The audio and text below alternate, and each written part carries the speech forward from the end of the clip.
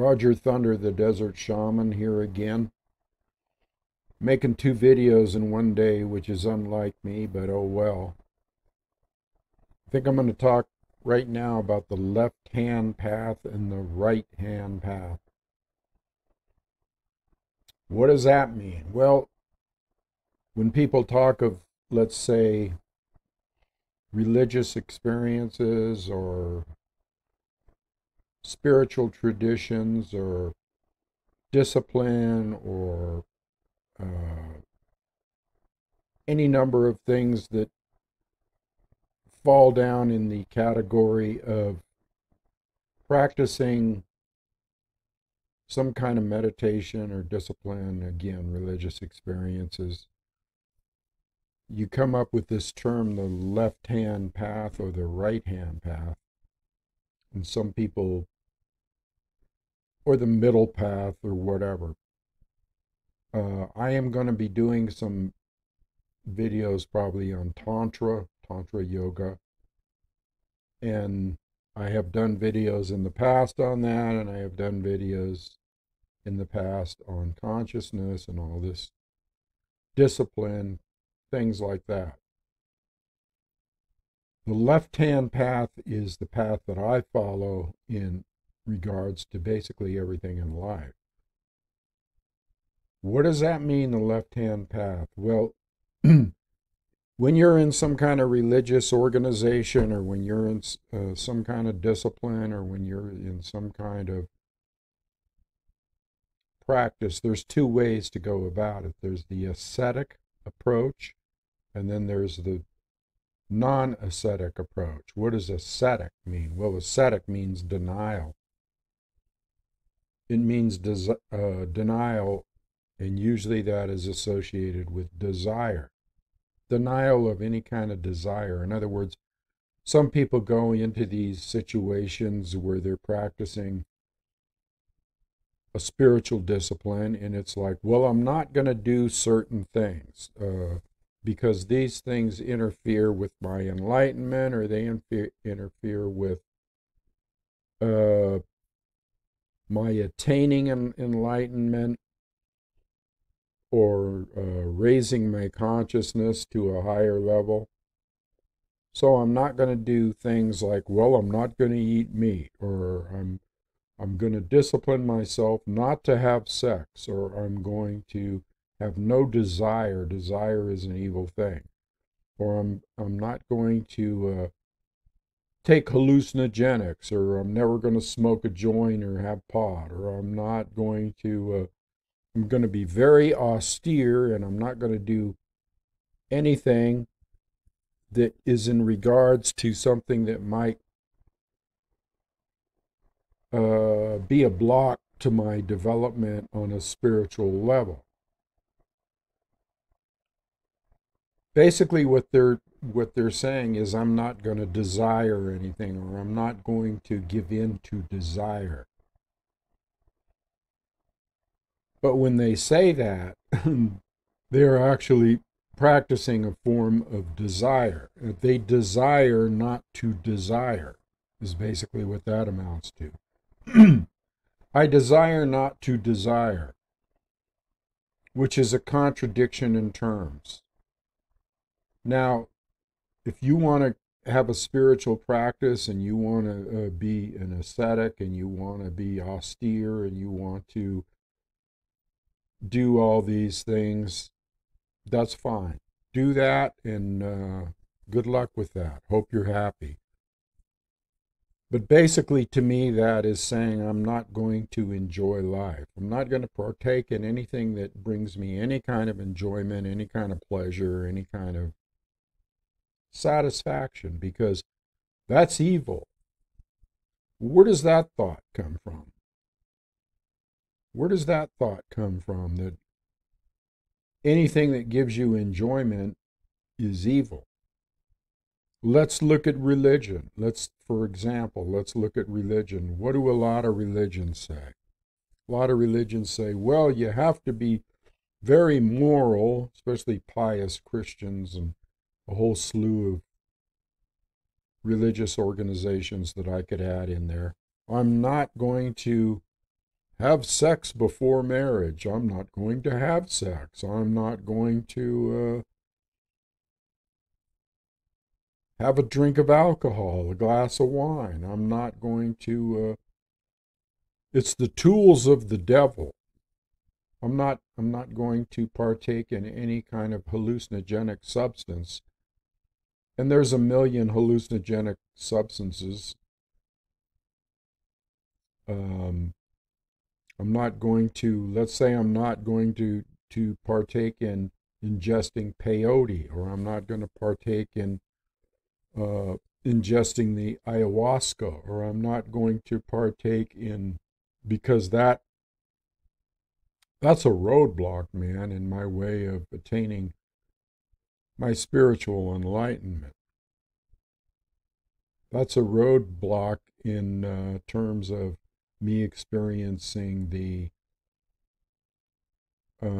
higher spiritual levels, or experiencing God, or experiencing supreme consciousness, or samadhi, or enlightenment, or I could go on and on about why people choose to do that. Well, let's look at some of these people that, let's say religious people, for a minute.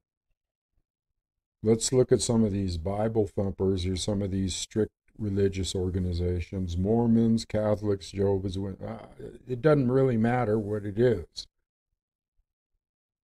I am not going to do this. I am going to deprive. Good luck with that. Good luck.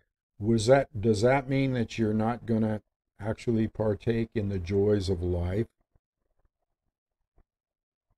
And anytime that I've ever seen or come in contact with anybody that was raised in an organization, or in a religious aspect, where they denied themselves, or they were told they had to deny themselves.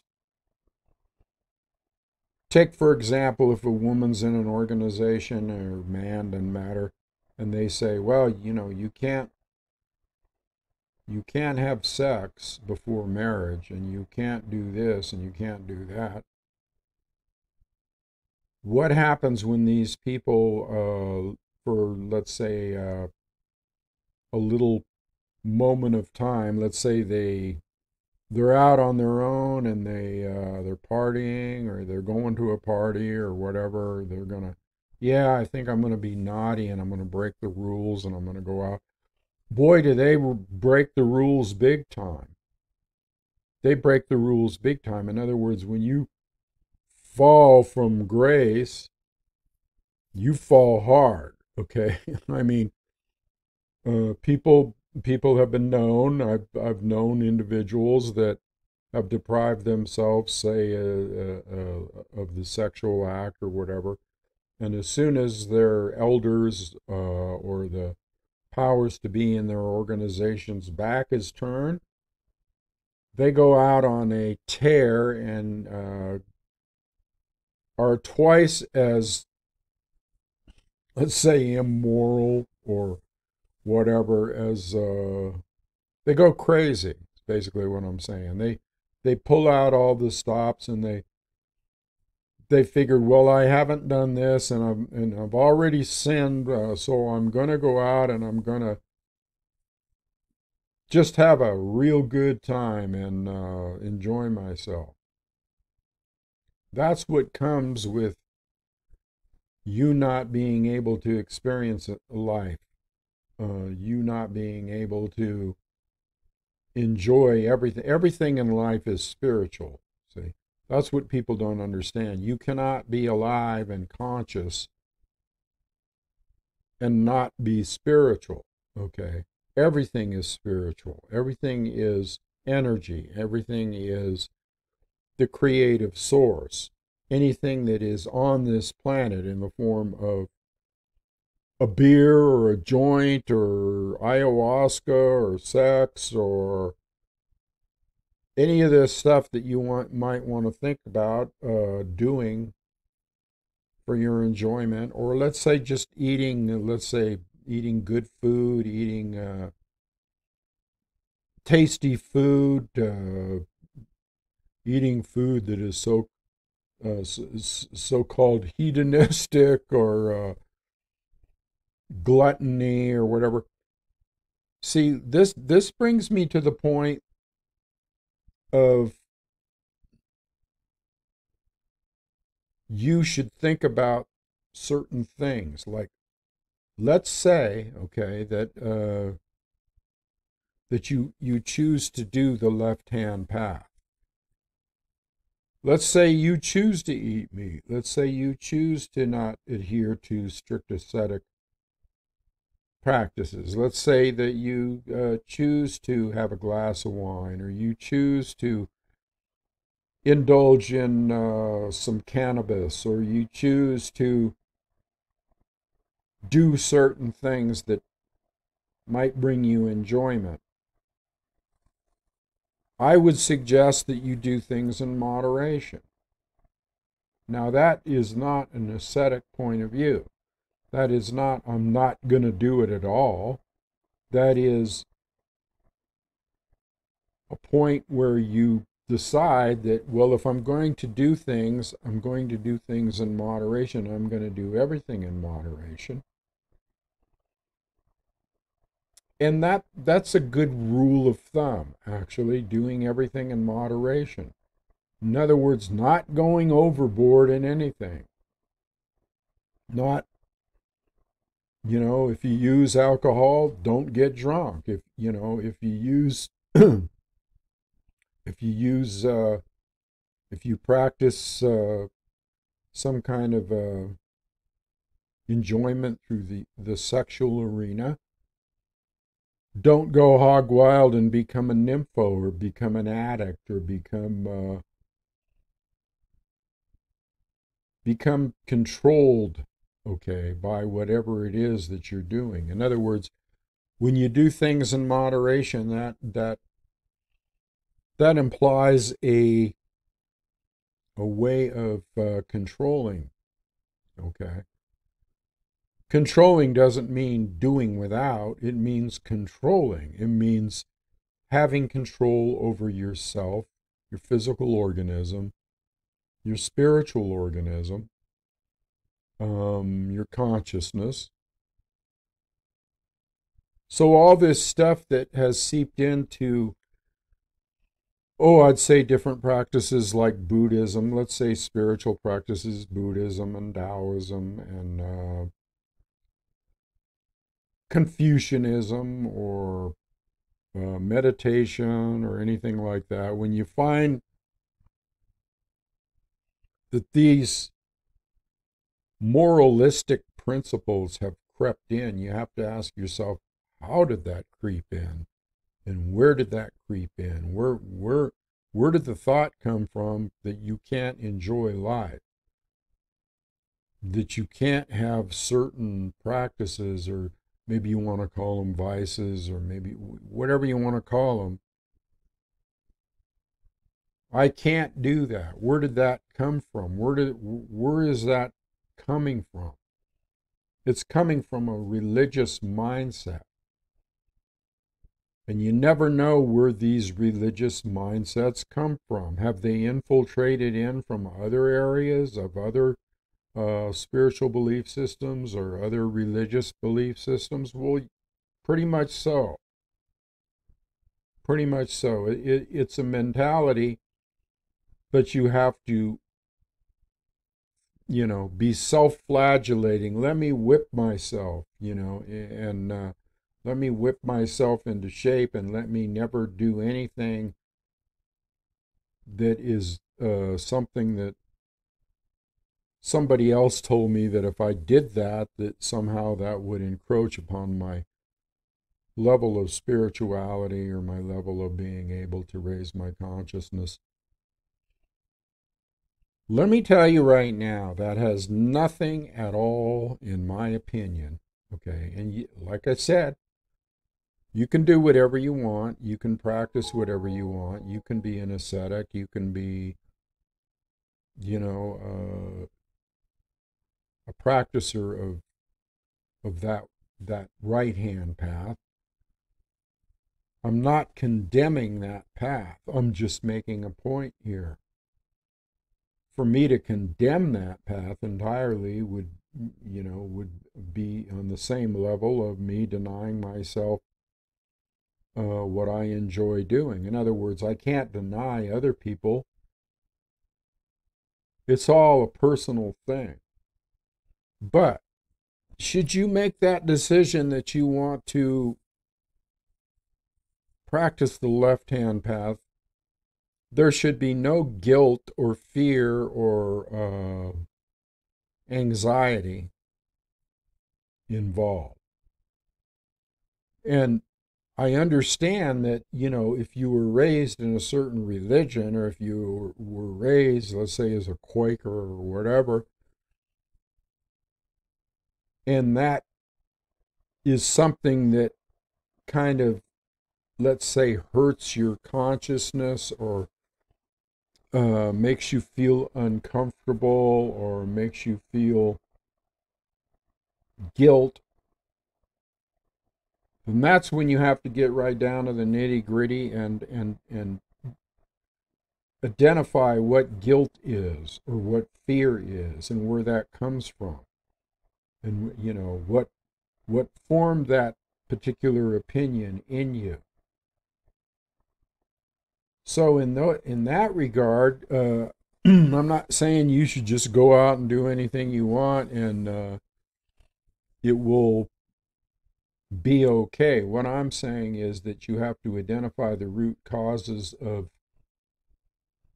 whatever brings up fear in you, whatever brings up guilt in you, whatever brings up anxiety about doing a certain thing. There are no rules. There are no rules. Natural law doesn't impose those kind of rules, and that's what I go by, is natural law. You're a sovereign person, and you should realize what it means to be a sovereign person. A sovereign person is somebody that makes up their own mind about what's good for them and feels good about it, and doesn't let anybody else encroach on their sovereignty or on their sovereign territory. But having said that, this encroachment could have happened already. It could have happened as you were being raised, from your formative years. Some people say that's up to the age of 6. I kind of disagree with that. I mean, everything is formative as you're growing up. Do you really grow up? Do you really get past that childhood phase? Because we all have the little boy or the little girl still within us, okay? And as we're going through life, we're still having a lot of stuff poured into this cauldron up here, the mind and the subconscious, and everything goes into the subconscious. The subconscious doesn't sit there and determine what's right or what's wrong, or I should know this or I shouldn't know this, or I should block myself from knowing this. No, it just accepts everything at face value, and it all goes into this subconscious mind. It goes into the conscious mind, and then it goes in, it settles down and filters down into the subconscious mind, or you could even say the unconscious mind. And those things that you learn from your religious indoctrination or from other people or from society or from the government or from schooling or from a myriad of different sources are all in there, So when you decide, well, you know what, I think what I'm going to do here is be a non-ascetic. I'm going to do the left-hand path. Well, you may have to deal with all that crap that's been poured into your head in previous incarnations in this life. We all live several lifetimes within this life. So you may have to deal with that so that you don't walk around feeling, oh my God, I had sex, or I had a glass of wine, or, I smoked this or that, or um, what am I going to do because now I feel guilty? I sinned, I did this, and I better run over to the confessional booth and make sure that I tell the priest so that I'll be forgiven. Well, if the priest can forgive you, don't you think you could forgive yourself? I mean, you're going to give your power to another person to forgive you, and then that's like a placebo effect. Oh, I'm okay now. I'm okay now. How about that you become your own high priest? How about that you become your own decision maker? How about you become your own psychologist or psychiatrist and root out your own go into your indoctrination and root out all the causes. Look at all the things that might be causing you some kind of disturbance when when you feel like you want to be a free spirit and practice the things you want to practice, or maybe you want to do the left hand path. These are things that you should always consider, and I have found myself, because I wasn't raised a shaman, I wasn't raised a yogi, I find myself that it's a continual process of freeing yourself from the chains and the rules and the regulations and all the shit that's been imposed upon your head all your life. It's a constant process, okay? But at some point when you raise your consciousness and when you get to that higher level of consciousness, again, you see things for what they are. You see things for what they are. You're able to reason out. You're able to look at the big picture of your life. And you're able to comfortably say, without any judgment, where did I get that thought from? Where did I get that belief system from? Everything is a belief system. Everything. Everything that makes up who you are is who you believe that you are. And where did you get that belief system? Is it a self-imposed belief system? In other words, did you decide from the very get-go that you wanted to believe that? Or was that somebody else's idea that is rolling around in your subconscious and in your unconscious mind? Did you have a choice about that? So when you act out life, when you go through life as an actor or actress, which is basically what we are, we're going through a life, the stage of life, the whole life is a stage and we are but actors, is what Shakespeare said.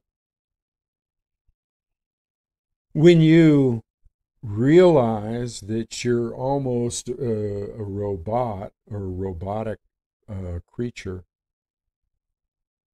then what you have to do is say to yourself, well, I was programmed, or I read the script. I read a certain script. I'm an actor or an actress, and I was fed a certain script, and I lived faithfully to that certain script throughout my life, whether it was to my detriment or not. In other words, if it wasn't for my well-being, it still is something that I acted out based on the script. And sometimes I say the scriptures. something that was Bible thumped into your head, or something that somebody forced down your throat, basically. So things of this nature need to be considered. But when you attempt to go on, let's say, a raising of the consciousness or a spiritual path or finding out who you really are, Taoist thought is the more that you try to do something, like say be austere or be an ascetic, or the more you try to whip yourself to do certain things, the harder it's going to be. If you try too hard, it's not going to happen. The way you let things happen is by letting them happen, by letting them flow from a natural source. Now, in order for you to analyze about whether things are good or bad for you, you have to relax with it. Just like I said with the consciousness raising exercise. You have to relax with it. In other words, let's say you decide to be on the left-hand path. You have to relax with it. You have to be non-judgmental. You have to not force yourself to go on the left-hand path just because I say so, or because that is a practice that I have embraced. So I would say determine what kind of path, just determine what feels good for you. Now the tantric position, okay, which is what I'll get into later, and I'll just touch on it. The tantric position, or the tantric teachings that I follow, which is the Kaula Spanda Pratabhijna path, is looking at life is, again, like I said, everything is spiritual, everything is God, everything is, it's consciousness. It's consciousness, and all your senses, okay, when you have a sexual encounter, or when you have a glass of wine, or when you, whatever you do, it all is part of life. It's all part of life. It's all part of the consciousness. It's all part of enjoyment, or let's say pleasure. Is pleasure wrong? Well, no, pleasure isn't wrong. Pleasure isn't wrong. Pleasure is part of life. Pleasure is sensory perception and enjoyment of certain sensory perceptions, or an enjoyment of a flow of energy, or an enjoyment of, let's say, in the case of like having a glass of wine, and an enjoyment of relaxation, an enjoyment of camaraderie. All of these things that you look at that supposedly, quote unquote, could be bad for you, or actually could actually enhance your journey on the road to spiritual enlightenment. Why? Because you're not making anything wrong. You're putting yourself beyond the duality. You're putting yourself beyond the, oh, this is right and this is wrong. And if this is wrong, well, I'm going to fear. And if this is right, well, I'm to be congratulated and applauded. Well, you don't really want to go down either of those roads, do you? Not really. Because when you feel that you are to be congratulated or applauded, then that just feeds the ego. Or when you feel that you are to be chastised or punished, well, then that makes you a victim. And that makes you good opportunity for the predators of mankind to come down on you. So what you have to do is take the Taoist approach, or the left-hand approach, or the approach of non-attachment to actions. See actions for what they are. When you act, when you do something, when you know, whatever it is that you're doing, that's a form of energy. It's an action. Enjoy the action part. Enjoy the part of the action. In other words, you're not looking for outcomes. You're not looking for the final reward. What you are looking is for the enjoyment of the moment, the enjoyment of the action, the enjoyment of the energy that is flowing through you at all times.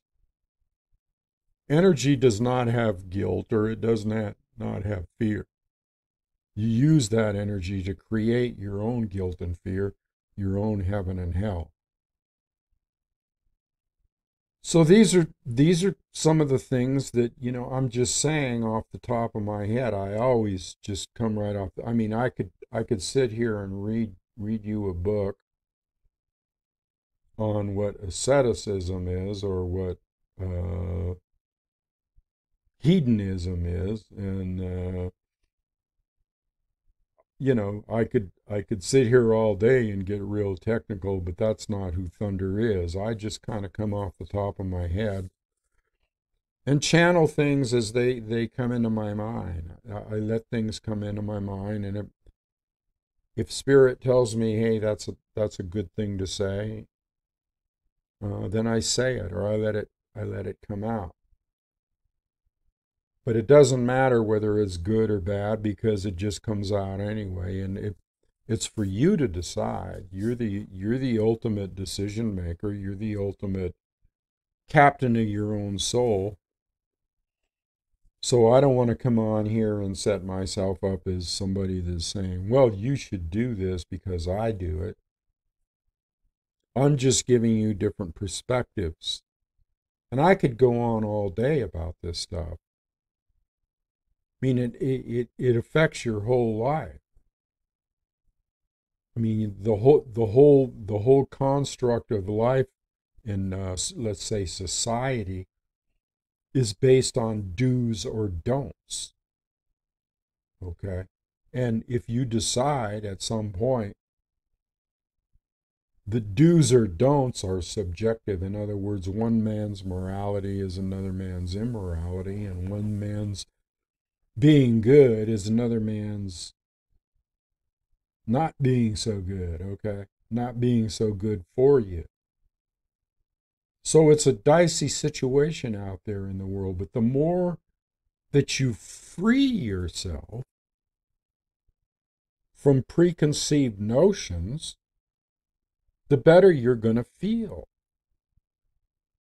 Freedom is a good thing. Freedom is something that people rarely experience in their life, because they're always bound by some other person's concept of what is good for you, or bad for you, or good for society, or bad for society.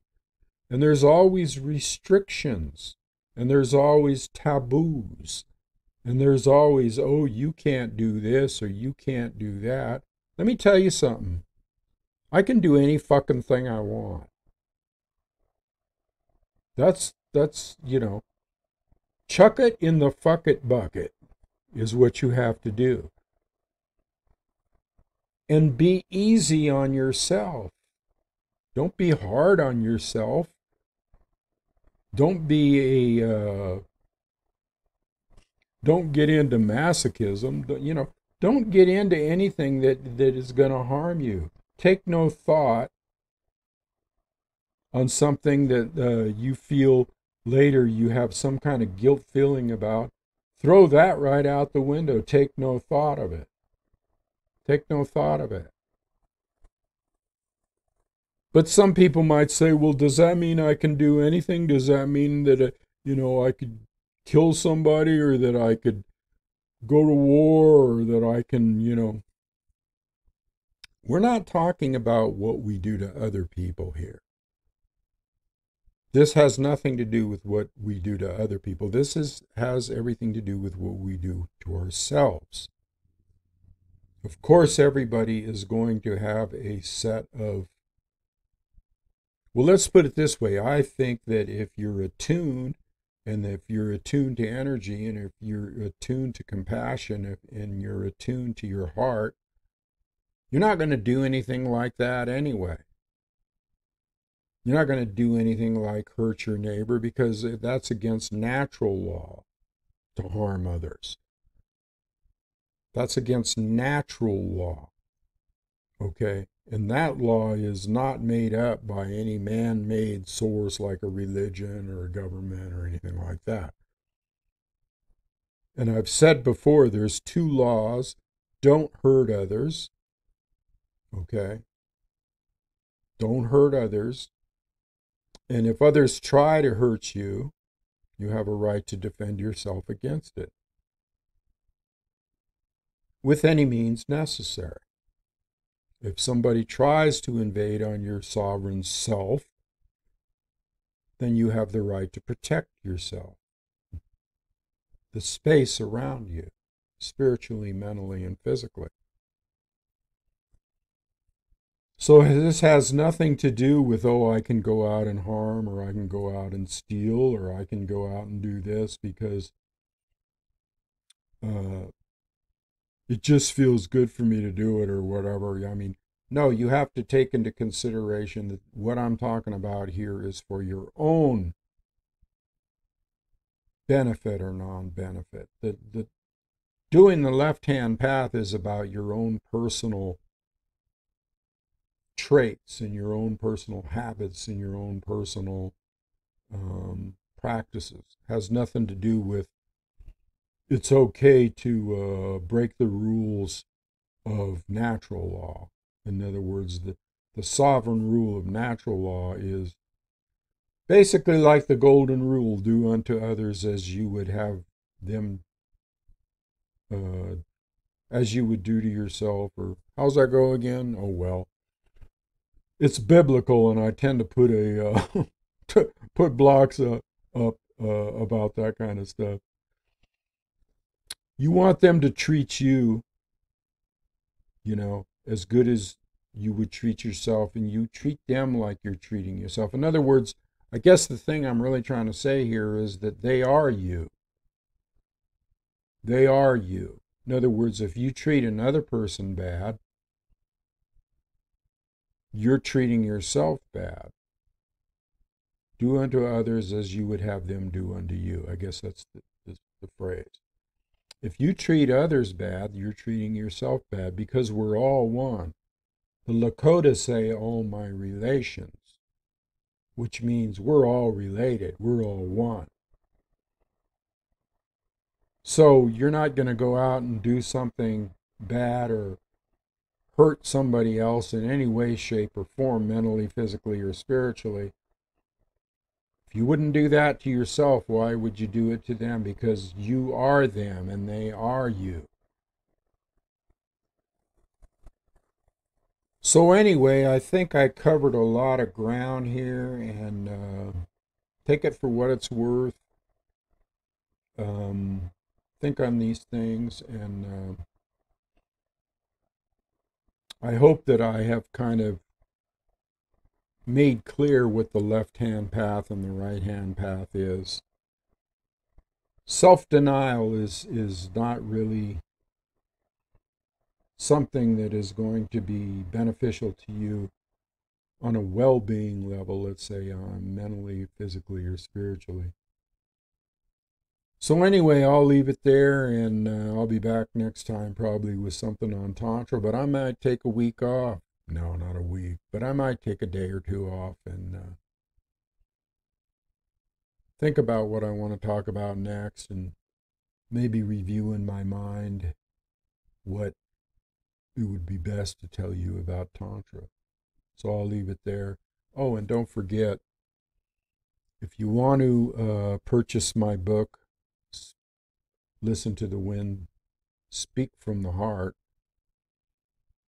you can do so at spiritofcrazyhorse.com. Push the donate button, and that link is in the show notes below.